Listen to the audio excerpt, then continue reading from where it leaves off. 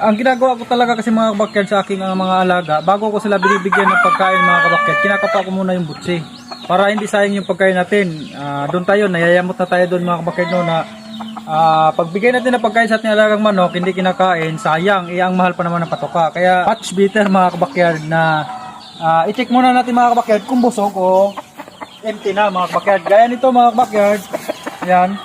So empty na ito mga kabakyard. Kahit bibigyan natin ito ng pagkain, siguradong uubusin yung pagkain niya kasi empty siya. Yan. Empty na ito. So yan mga kabakyard, subukan natin bigyan ng pagkain.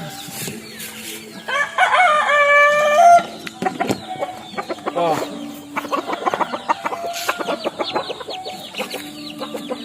Ayan mga kabakyard no.